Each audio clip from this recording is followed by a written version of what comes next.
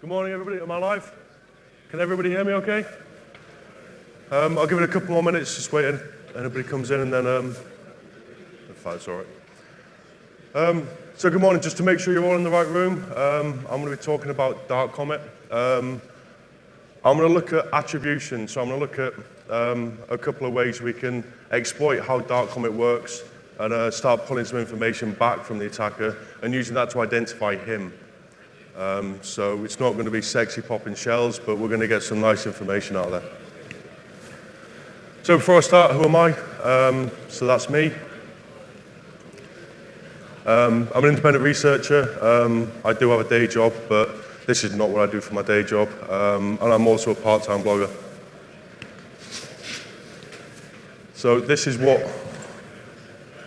my friends think I do, and we should have some audio. No, this is major. They've already burned through the NCIS public firewall. We'll isolate the node and dump them on the other side of the router. I'm trying. It's moving too fast. Oh, this is not good. We're using our connection to the APHIS database. Sever it. I can't. It's a point attack. He or she is only going after my machine. It's not possible. This is DoD level 9 encryption. It would take months to get built. What is that, video game? No, Tony, we're getting hacked. They get into Abby's computer, the entire NCIS network is next. I can't stop him. Do something, McGee. I've never seen code like this. Did you see them all typing away, both of them on the same keyboard? That's how you can tell you're really good at doing cyber. If my job was actually that interesting, I'd be a happy guy. No way. So that what works, think I do? You know, sit there in IDA and Ollie and reverse all the things. In reality, that's what I do. Submit it to VirusTotal, let VirusTotal do all my work for me. So before I get into this, a couple of disclaimers. Like I said, these are all my own views, not of my employer. I'm not a lawyer, which leads me on to the next one. Some of the tools and techniques that I'm going to talk about may not be legal for you to use. I'll be releasing the tool pack at the end of the day. If you do want to use them, then obviously make sure you get the right legal coverage to go and do so. I'm not responsible for how you choose to use the tools and techniques. That being said, I am going to show you how to use them. So the case study at the end, obviously, because this is such a, well, I call it a grey area, others will argue with me.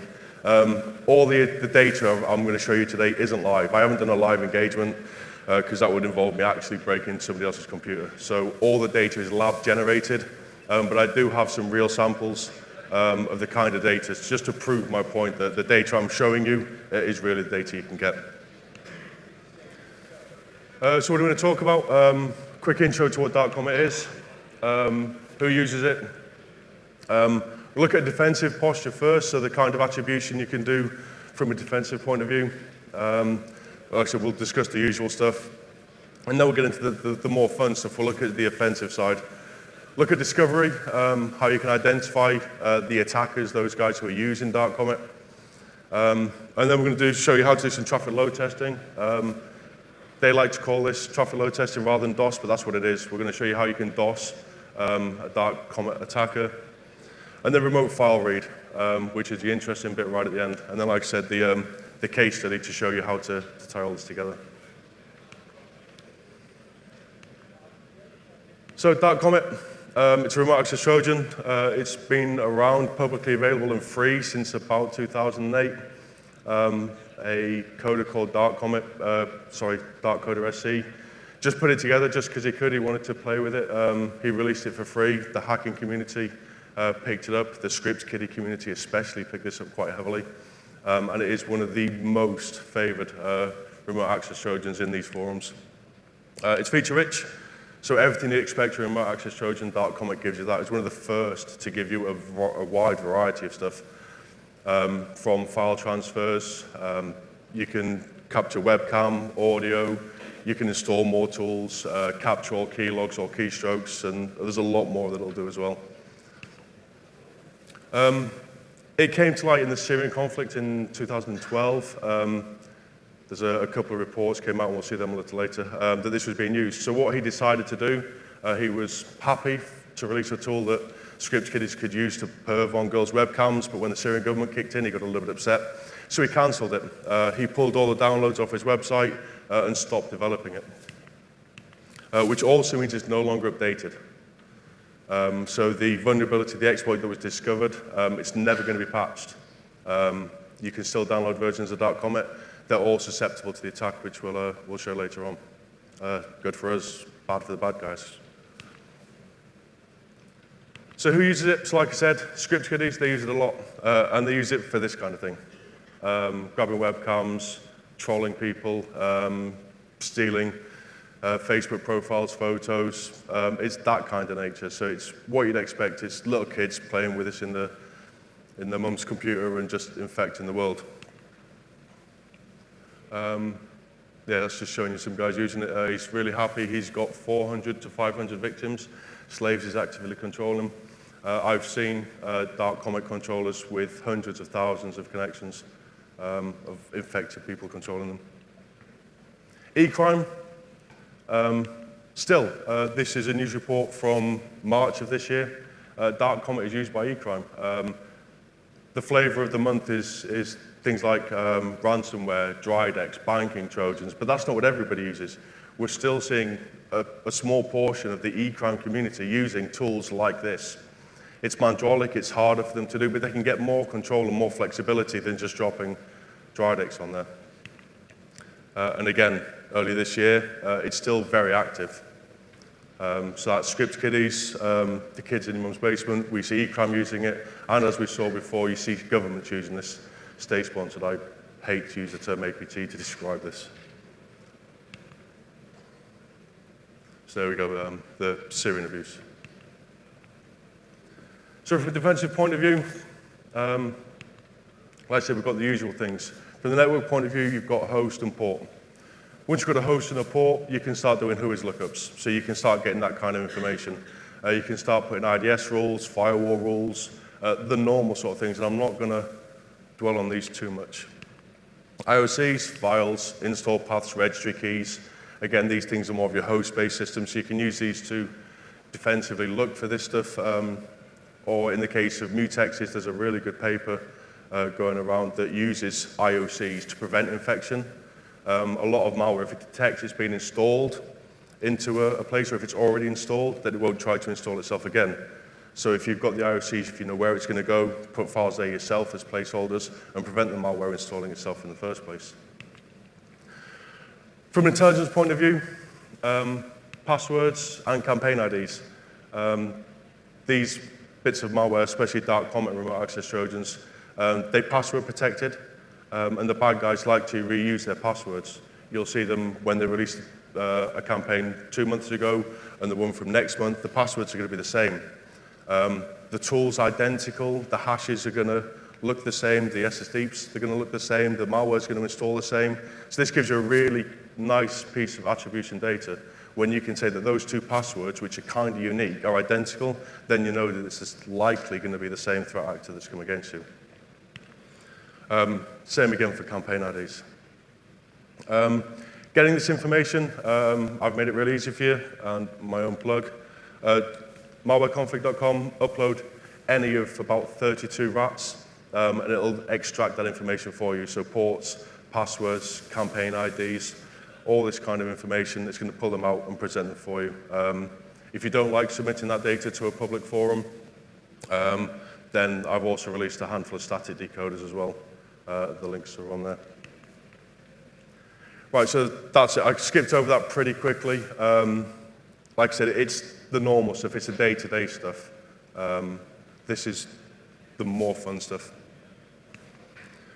So we're going to look at discovery first. So like I said, if you've got the binary file, then it's easy. Host ports, passwords, and FTP credentials. So DarkComet has the ability to FTP its keylogs. So as it's recording all your keystrokes, it's writing them out to a disk. If you're not connected to the internet, then what it does is it spools them to disk, and as soon as it detects you've gone live again, it will FTP them up.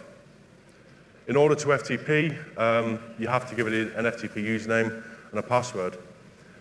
What we see a lot of is these guys, they won't create bespoke FTP services. They won't create user accounts with privileged access for themselves and then an unprivileged account that can just upload it. They just use the same root FTP account over and over again.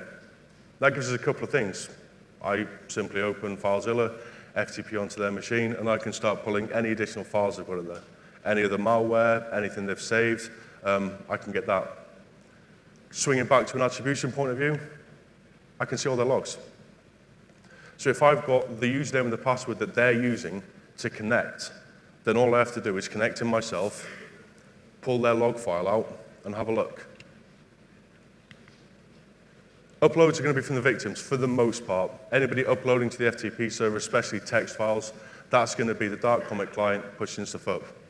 Anything that's coming down from the FTP is most likely going to be our attacker pulling the data back down.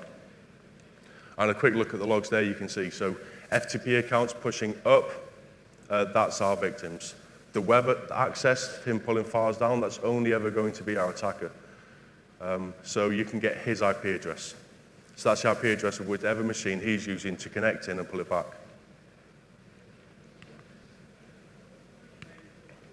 Shodan. For those of you who don't know Shodan, Shodan is the Google of internet hardware.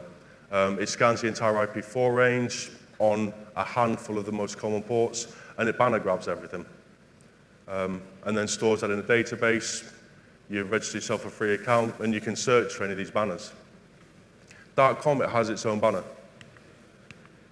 Sorry, so going back a sec. So looking for the port, DarkComet uses port 1604. So querying Shodan, look for port 1604, and you can see you've got a handful of entries. Really easy to find. This is the attacker now we're finding, not just his victims. So this is some guy running DarkComet on his IP4 address, and Shodan's found it. Fairly easy for us to find. If they're not running on port 1604, then we need some way of finding them. And like I said a little bit earlier, banners. So DarkComet has its own banner. All you have to do is send a three-way handshake to the port, and what you get back is the banner. The banner is the word ID type encrypted with its default password. The default password we know for all the versions. So once you know what it's encrypted with, what the string is, and what the passwords are going to be, we can pre-compute all these and then go search them, which is exactly what I did. So DarkComet 2, one of the earlier versions, hash the string, find the banner, search Shodan for the banner. I found 10 of them. Skipping through the versions. So 5.1 to 5.3 is the latest version, the final version of release, and it uses the same password. I found 863 attackers. Now, this is the bad guy on his machine who is running DarkComet and waiting for victims to connect into him. 863 of them just by searching for banner. And this isn't going over every port. Again, this is just using the default passwords and the handful of default ports that Shodan actually searches. So if you can imagine how this is going to extrapolate when you look at the guys who are using their own passwords, which we can't do a banner search for, the guys who are using non-standard ports, that number could jump up.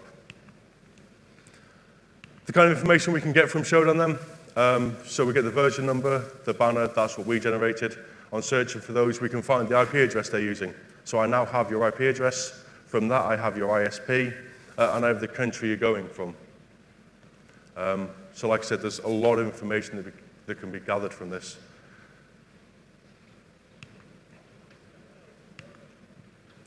Nmap script, so again, so we know the banners, we can start creating your own Nmap script. So if you've got a range you want to scan, if you're targeting somebody who's targeting you and you think that a specific subset of domains or IPs, you can go scan them yourself, a quick Nmap script with these banners, and it'll very quickly tell you if they've got anything running there. Or if you're really fancy, you could just mass scan the entire internet, every port, for all these banners. So, starting to get into some of the, well, what I hope is the more interesting stuff. Traffic load testing. So we've got the host, the port, and the password. We've got this either from the binary file, or we got it from Shodan. Well, if we did a search for the banner, then we know what the password is because that's how we generated the banner. This is all we need for the victim to connect to the DarkComet client. It's a reverse connection, like most routes, which means that the DarkComet attacker doesn't connect to the victim. It's the victim that sends its information to the controller. And the controller trusts it. There's no string validation, there's no checks. So if I tell you I'm on a certain IP address, it doesn't start checking to make sure those two match. Whatever data I send it, it inherently trusts. And hopefully, if the demo gods are kind,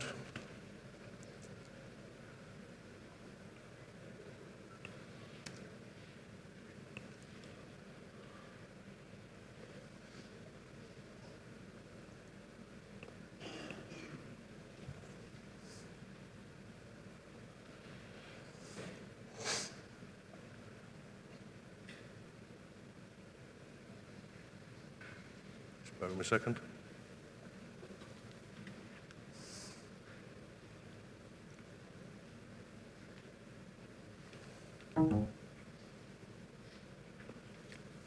So this is my bad guy. So he's got DarkComet running. He's got a handful of bad guys connected, and I'm going to come and upset his day. So like I said, all we need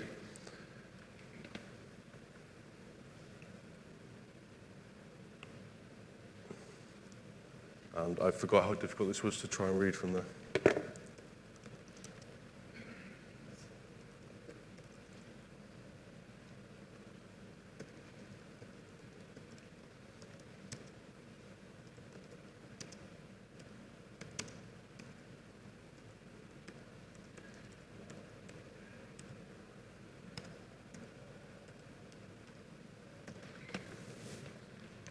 So what we've got there is the Python script that's going to run this connection. We've got his IP address, his port number, and the password. Now the password that you see there is the default password, so it's the one that every single instance of DarkComet version 5.1 to 5.3 uses. So you don't even need to extract that from the binary. You go to Showdown, do a search, find all this information, and we should be okay. Or not.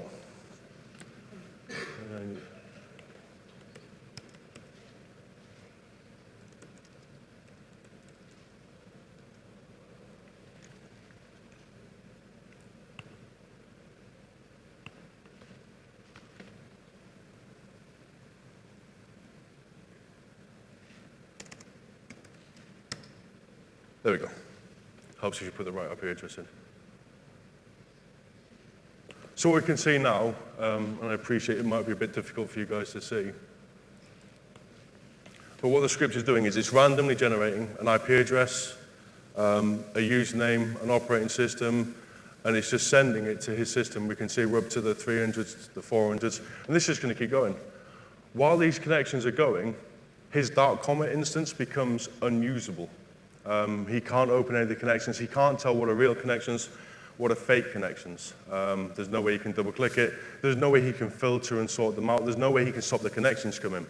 The only way he can stop that is to close his DarkComet instance. If he does that, he loses all the victims. There's no way for him to filter them out. At the same time, this is all being stored in a SQLite database on his box. So if I expand my parameters to start including large sections of junk code, I'm going to start filling up his hard drive, and very quickly his machine is going to start to become slow and sluggish and basically make it unusable.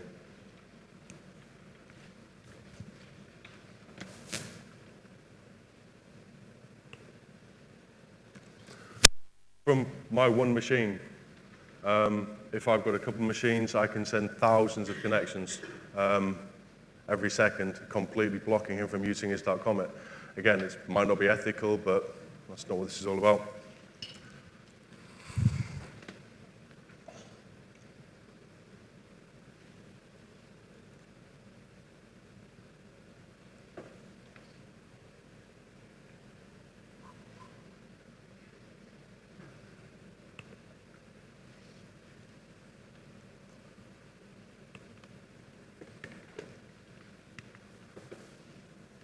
So the remote file read. So this is hopefully the fun stuff again. This should be a little more interesting than the DOS attack. So credits where it's due. So it was originally discovered in 2012 by Sean and Jesse. They wrote a research paper for Mazzano called Pest Control Taming the Rats. And what they did is they looked at the common routes at the time, the routes that were being used by APT, by the Syrian government and stuff like that. And they started to reverse engineer them, looking at the protocols they were using for network activity. And what they discovered is that you can request any file from the DarkComet controller. So that's from the attacker, you can request any file and have that returned back to you. There are a couple of caveats to this. It only works in the context of the current user. So whatever files he's got access to, whatever he can read, then you can read them as well. And you have to know the full path, or a relative path, from the folder that's running DarkComet, which I shall hopefully show you now.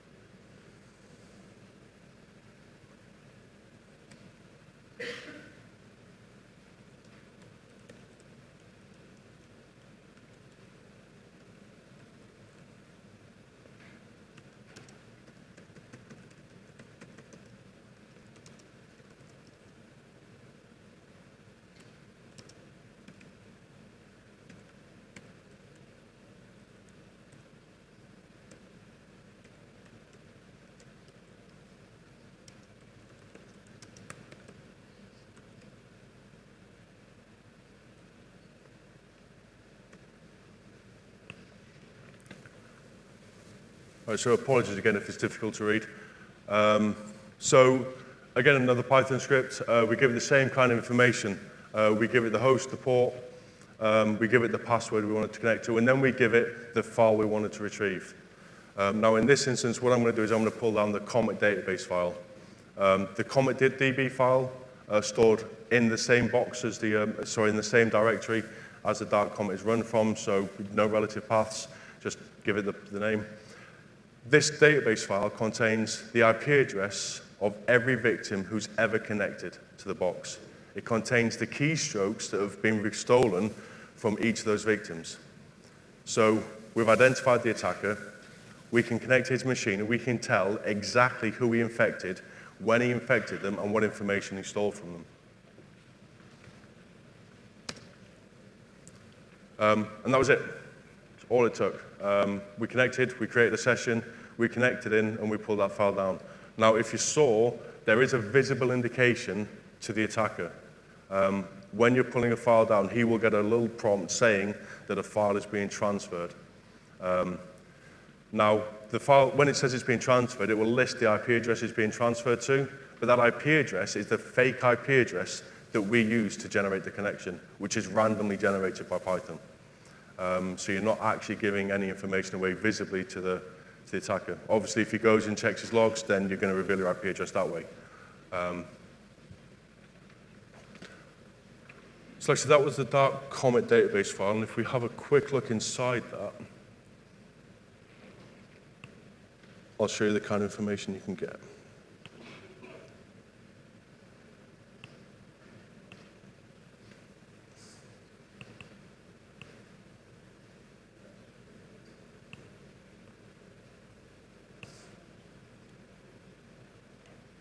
So I said right at the start that all this test data is test data. I haven't done a live engagement. Thankfully, I don't ever need to do a live engagement to get some of this data.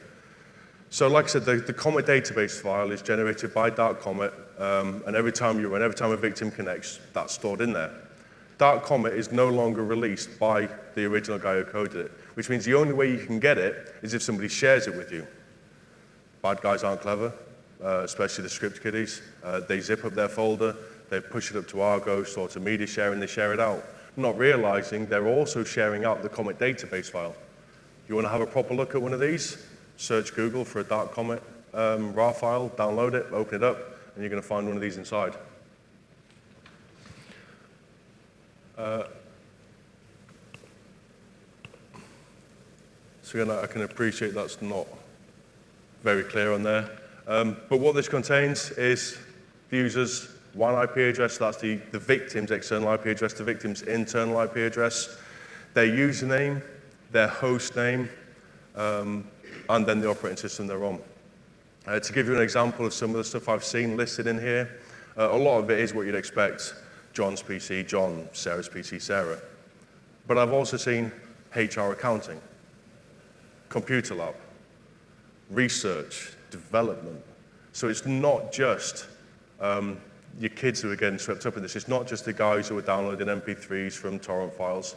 These things are being sent out in viral email campaigns, and they're infecting anybody who will open any of the infected documents. Again, for the most part, it is just going to catch those people who are seeding torrents and downloading films. But every now and again, they get a nugget.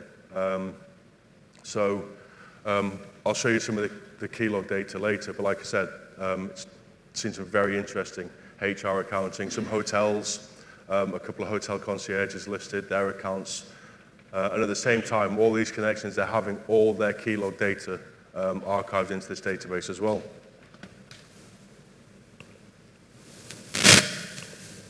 So again, it's not easy to read, but that's all the keylog data. It's all hex encoded in there. It's not really readily readable, but all you have to do is hex decode that. Now, to make things easier,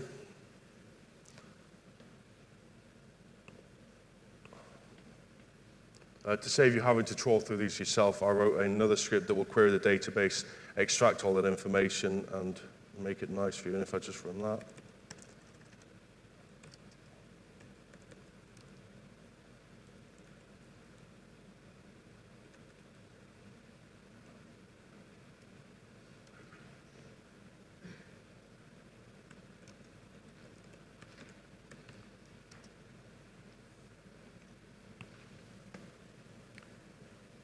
So there's a script, and again, I'll be releasing all the tools afterwards, but it does a couple of things. One, it will just process with the database. It'll tell you that it found 495 infected hosts. It will export all those into a CSV file and do a geo-lookup. So you get the country code, the IP address, and the username that's done there. But what it also does is it will export all those keylogs.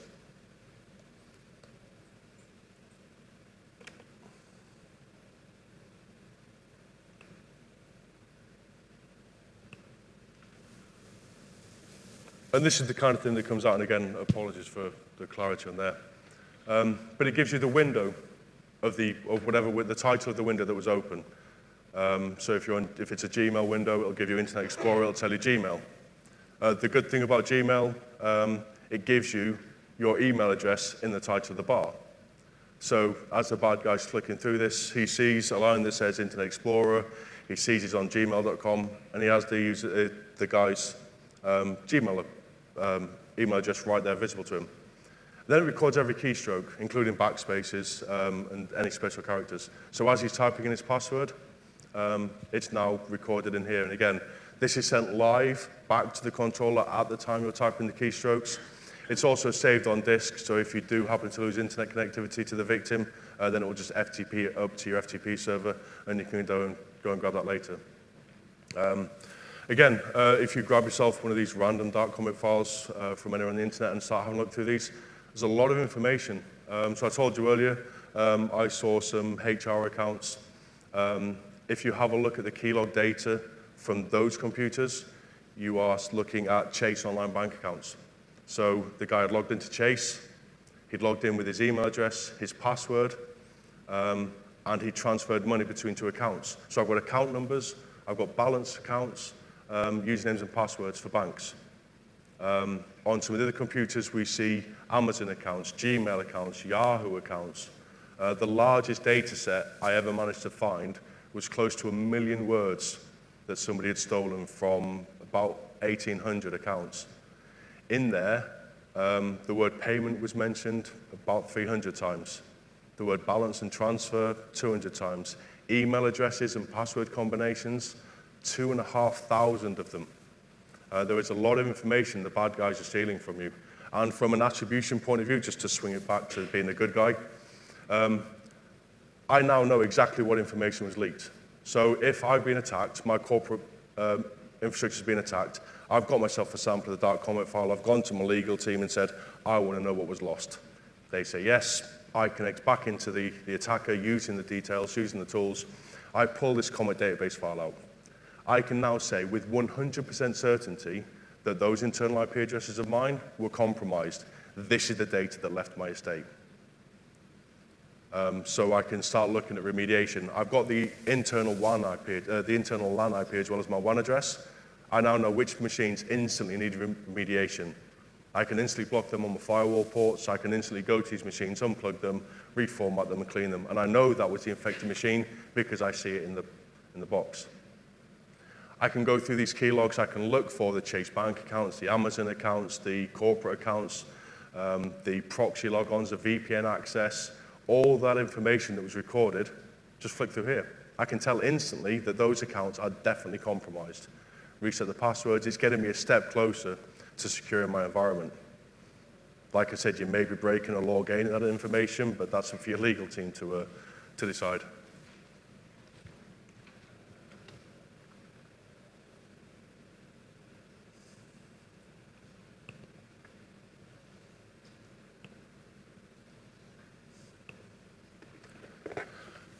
So that was on Windows. And for the most part, that's where the bad guy runs it. It's a Windows tool, it's a Windows XE, it's designed to run on Windows. It can also run on Linux. And to prove my point, there's a forum post of people posting guides and comments and asking, how do I run this on Linux? And the guy says, this is how you do it. So we know that people are running this on Linux. And as you're going to see in a moment, this gives us something even more interesting than what we just saw.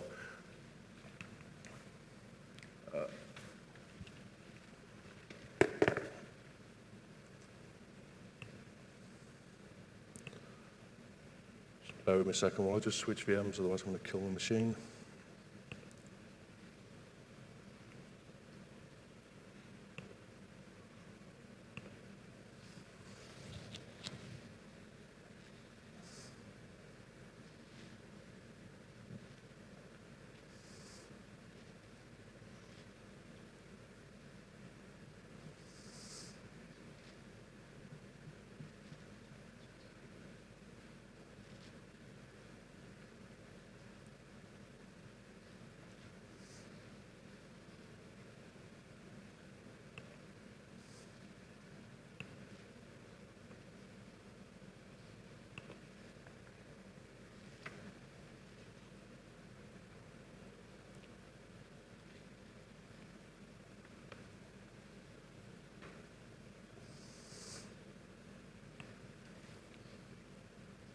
So this is my bad guy. He's followed one of those guys. He's got himself a copy of Kali. He's installed Wine, and he's opened DarkComet with Wine. It still works. Everything's exactly the same. So what we're going to do is we're going to apply those same techniques as we did to a Windows machine, except we're going to apply it against this machine. So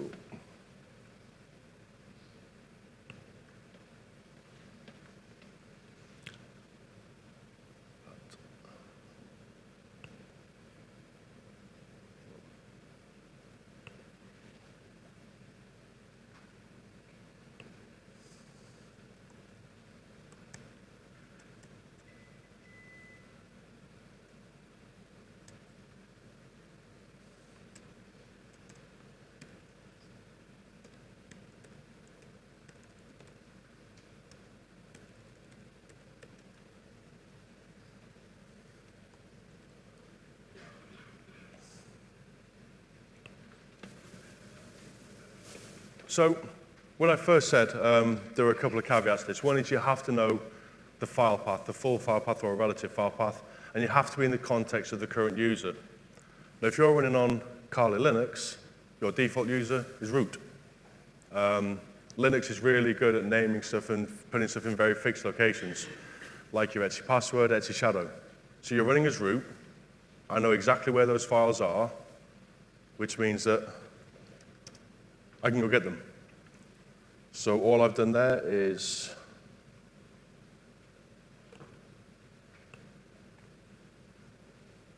I've pulled your password file out. Obviously, for those of you familiar with Linux, the password file is not actually stored in there. The password's hashed and salted into shadow. That's not a problem. That's, again, is in a fixed location.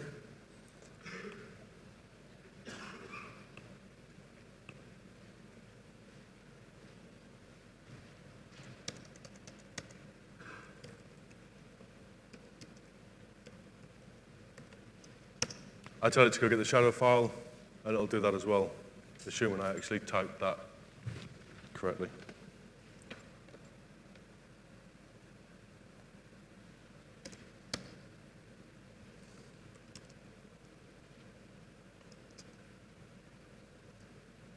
There you go, so I've just pulled the shadow file. So I've now got your password file, I've got your shadow file.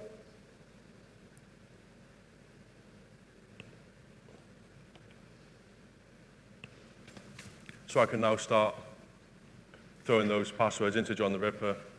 And I've now got full SSH access to your box. So with your username, with your password, knowing your root, knowing you're on Kali, knowing your IP address, knowing you're likely going to be running SSH on port 22, I don't need to bother with DarkComet anymore. I can just come straight in, SSH onto your box, and take whatever file I like. And it gets a little bit scarier than that. So Linux does something that Windows doesn't, and it makes it very easy to access the disk and access RAM. So if I can come back to my box.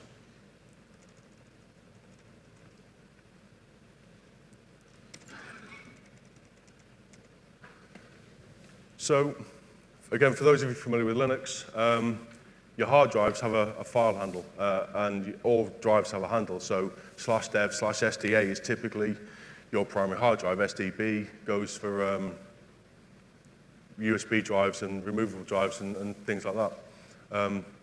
So your root, I know that dev/SDA contains the full path to your hard drive, so why don't I just grab it?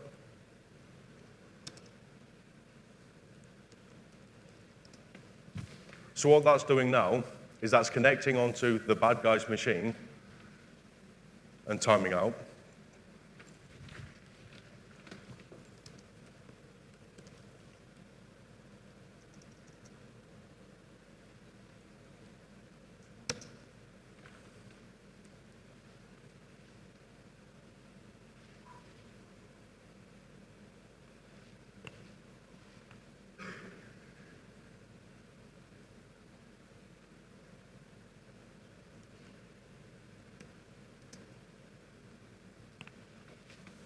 There we go. Helps when you type in the right file path.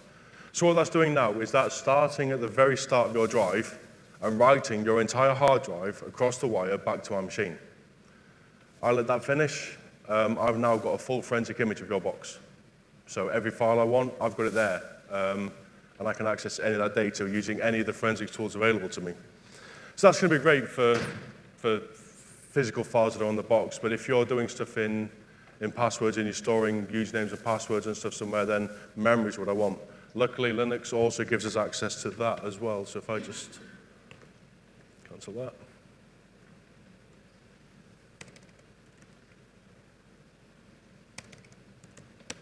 So /dev/mem, that's the handle on your memory. So I'm now dumping your entire memory across the wire back onto my machine. I can now forensically analyze this anytime I like. Throw this into volatility with a couple of plugins and start extracting SSH keys, usernames, passwords, pretty much any piece of information I want. So what you've done by using DarkComet, or sorry, not you, the attacker has done by using DarkComet on Kali and then attacking people, he's just turned his hacking tool into my forensics tool. That's pretty cool.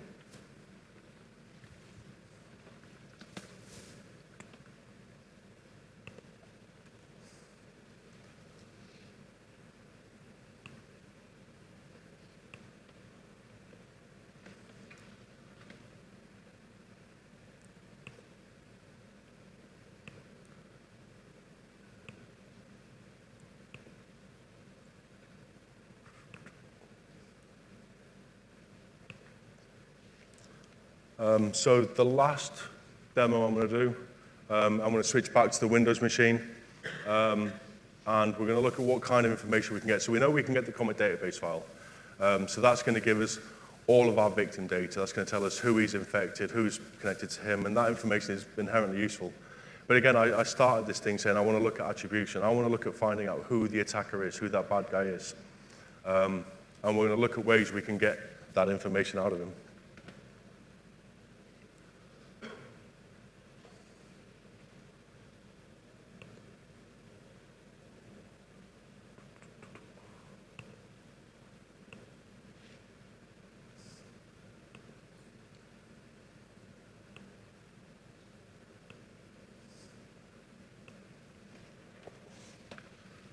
So before I go into the last demo, so if you're running this on your home machine, then that's fine. I can get a lot of information out of you that way.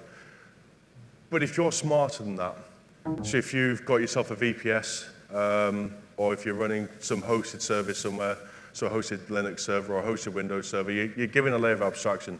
So all the information I'm going to get is the information that you're connecting from, which isn't going to give me a lot, because you're not going to use that to do the standard day-to-day stuff that's going to allow me to pull files to figure out who you are. It is going to give me, and if you use a little bit of imagination, so this is a showdown search, so I searched on port 1604, found myself DarkComet. Now this is Server Access Corporation. They host VPSs, they host Windows machines, you pay yourself a bit of money and you get a Windows machine. RDP is enabled on these. So I know this isn't your main box, I know that you're abstracting yourself, but I still want to find out who you are, not what service you're using, because this is buried behind all sorts of IP privacy layers.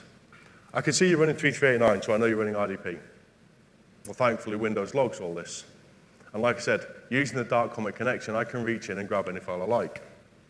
So if I can grab event logs and look at your login events and look for type 10 logins, I've got your IP address. So that's the IP address you connected from wherever you are controlling this from onto that RDP machine.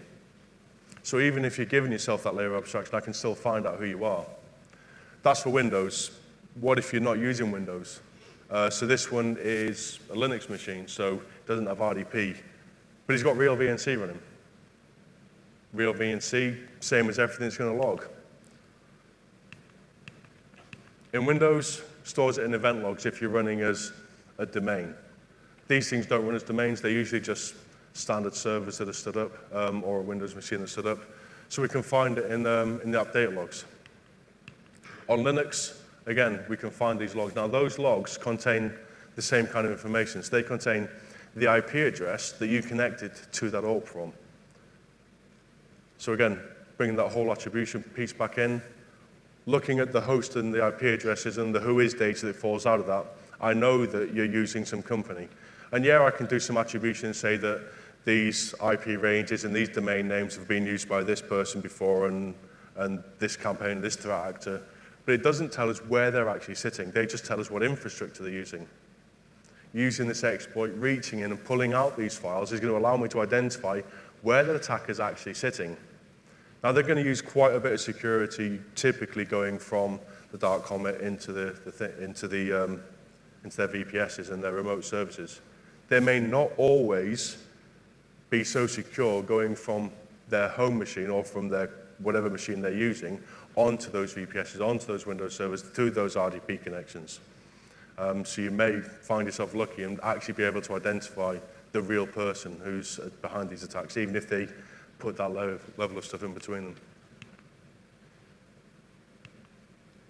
them. So like I said, there are many more file paths, and if you use your imagination, you're going to find some interesting things. And hopefully, I say hopefully a lot.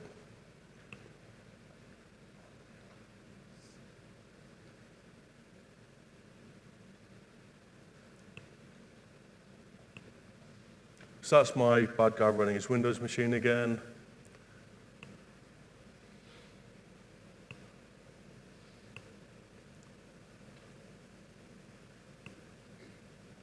So when I was first looking at what kind of files would contain the most information about you, about identifying who you are, what you do, I started looking at the forensics point of view. So I started looking at trying to get MFTs and files and anything of that sort of nature, but then I thought, there's an easier way.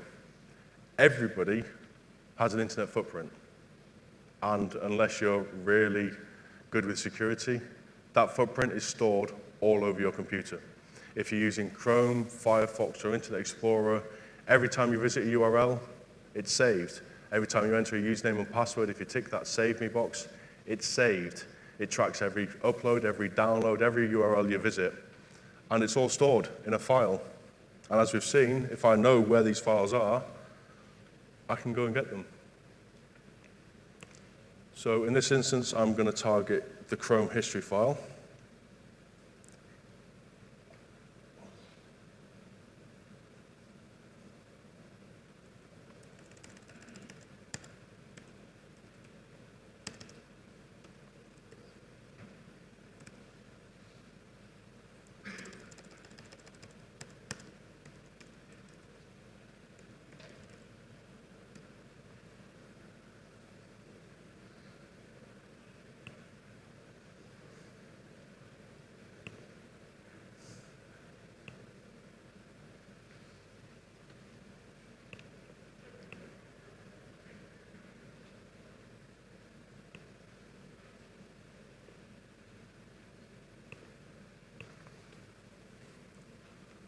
So I told you before that we need to know two things. One, we need to know the relative path to the file or the full file path.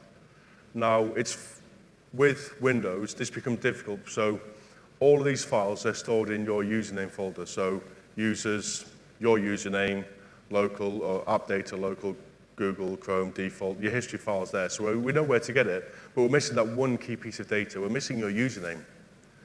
Without that, it's very difficult to give you a full path. So what I built into the script is a way of identifying the relative path. So all it does is it starts in the directory it's in, and it goes down a level and looks for enter user.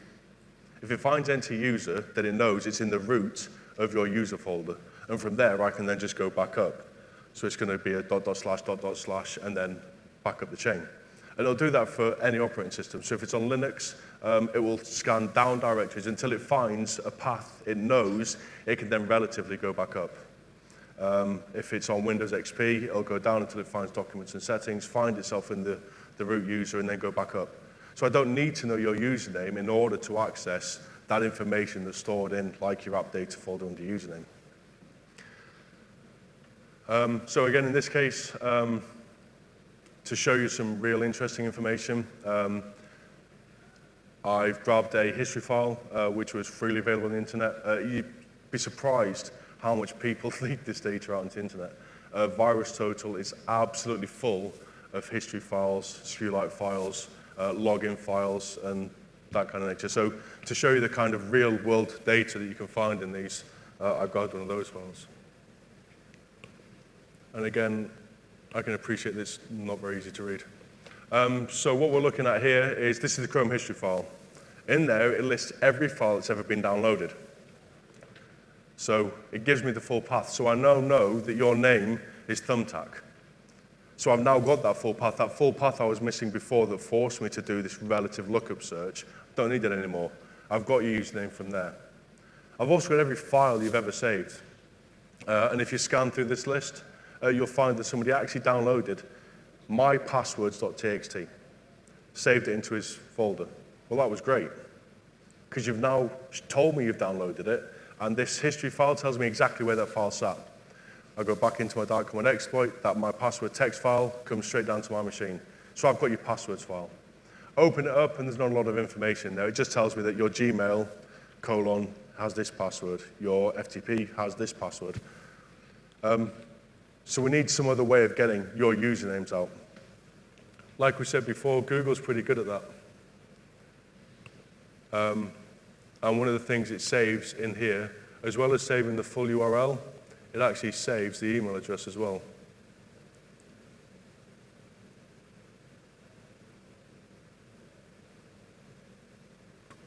There, and I've purposely blanked them out because I don't know who this person is. But that's his Google account, that's his email address. You can see other accounts being created and reference to that email address. If we go through, like I said, we're looking at finding out who this guy is. So there are about 3,500 entries. and they cover everything from torrents they're downloading, school history, syllabuses, public library. So pretty much everything you'd need to geolocate them is in this file. There's other files we can get, login data. Again, it's a SQLite database file that contains your URL, your username, and an encrypted password. The encrypted password, you're not going to be breaking this anytime soon. It's done in Windows. You need the Windows API and his Windows credentials in order to decrypt that. But we got it. So he had that password text file, which told us the password. We correlate that against the login data, and we've got all that information we need. So like I said, with a little bit of imagination, you can look for these files. It's not just Chrome, Firefox does the same, Windows does the same. There's some very interesting files. You can reach out, grab them, and identify who your attacker is.